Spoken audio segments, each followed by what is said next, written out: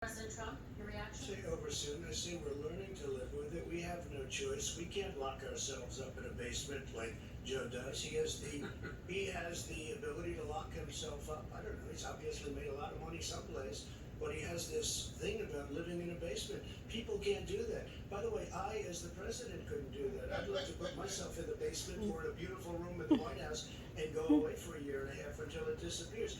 I can't do that. And Kirsten, every meeting I had, and I've met a lot of families, including Gold Star families and military families.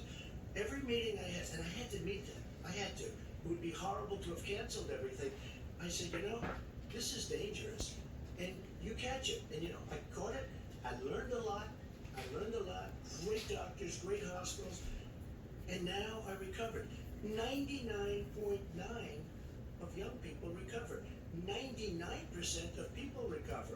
We have to recover. We can't close up our nation. We have to open our school, and we can't close up our nation, or you're not going to have a nation. And of course, the CDC has said young people can get sick with COVID-19. It's gone. Learning to live with it. Come on. We're dying with it because he has never said, he said it's dangerous. When's the last time? Is it really dangerous still? Are we dangerous? You tell the people it's dangerous now? What should they do about the danger? And you say, I take no responsibility. Let me talk about your two. Excuse me, I take full responsibility. It's not my fault that it came here. It's China's fault. And you know what? It's not Joe's fault that it came here either. It's Are in control. We're about to lose 200,000 more people.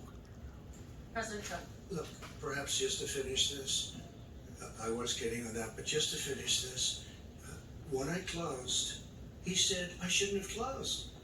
And that went on for months. What Nancy Pelosi said the same thing. She was dancing on the streets in Chinatown in San Francisco.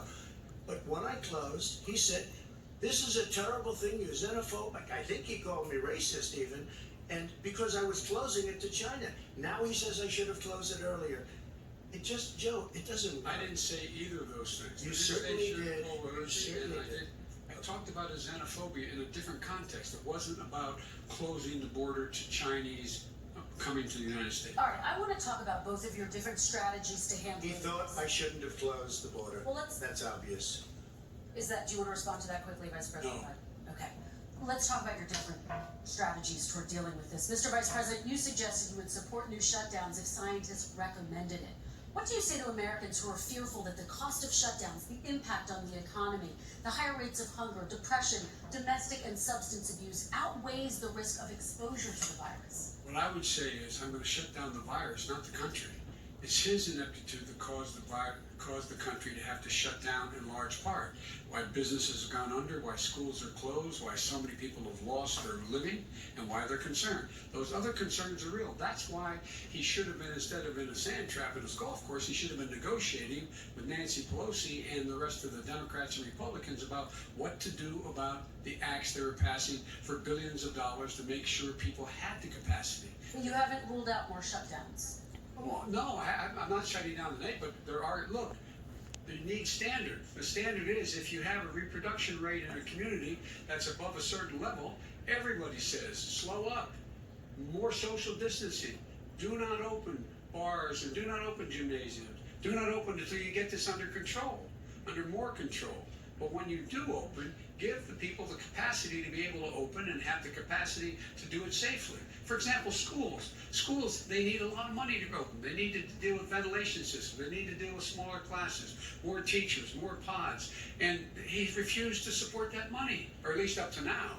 Let's talk about schools. President Trump, I think we have to respond if I'm right. please, and then I have a follow-up. Thank you, and I appreciate that. Look, all he does is talk about shutdowns, but forget about him. His Democrat governors, Cuomo in New York, you look at what's going on in California, you look at Pennsylvania, North Carolina, Democrats all, they're shut down so tight, and they're dying. And he supports all these people. All he talks about is shutdowns. No, we're not going to shut down, and we have to open our schools. And it's like, as an example, I have a young son. He also tested positive. By the time I spoke to the doctor the second time, he was fine. It just went away. Young people. I guess it's their immune system. Let me follow up with you, President Trump. You've demanded schools open in person and insist they can do it safely. But just yesterday, Boston became the latest city to move its public school system entirely online after a coronavirus spike. What is your message to parents who worry that sending their children to school will endanger not only their kids, but also their teachers and families? I want to open the schools. The transmittal rate to the teachers is very small, but I want to open the schools. We have to open our country. We're not going to have a country. You can't do this. We can't keep this country closed. This is a massive country with a massive economy. People are losing their jobs. They're committing suicide. There's depression, alcohol, drugs at a level that nobody's ever seen before. There's abuse, tremendous abuse. We have to open our country.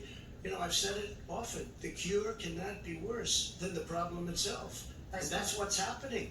And he wants to close down. He'll close down the country if one person in our massive bureaucracy says we should close it down. Vice President Biden, your Simply response. not true. We ought to be able to walk and chew gum at the same time.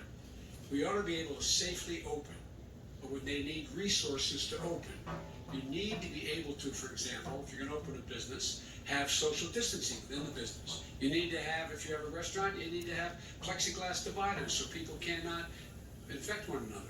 You need to be in a position where you can take testing rapidly and know whether a person is in fact infected.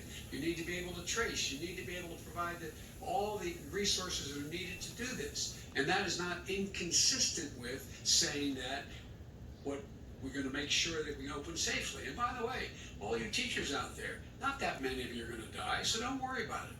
So don't worry about it. Come on.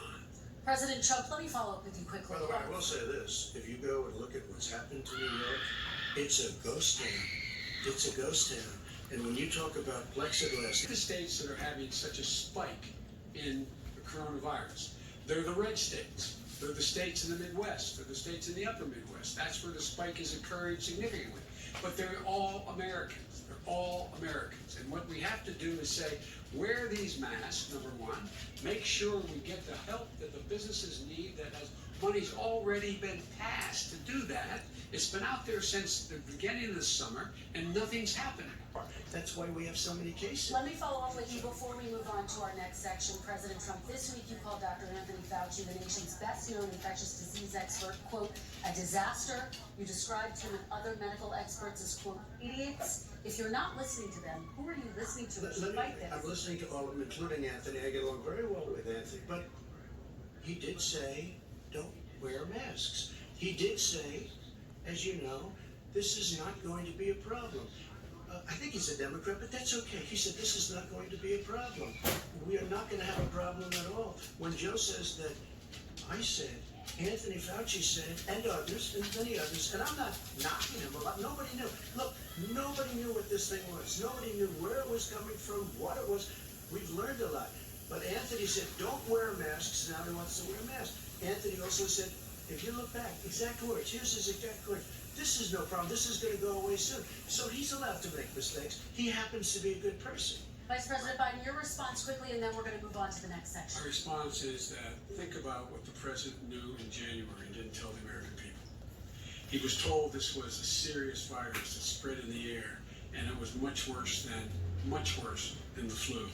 He went on record and said to one of your colleagues, recorded, that in fact he knew how dangerous it was, but he didn't want to tell us. He didn't want to tell us because he didn't want us to panic. He didn't want us, Americans don't panic. He panicked. But guess what? In the meantime, we find out in the New York Times the other day that in fact his folks went to Wall Street and said this is a really dangerous thing, and a memo out of that meeting, not from his administration, but from some of the brokers said, sell short because we got to get moving.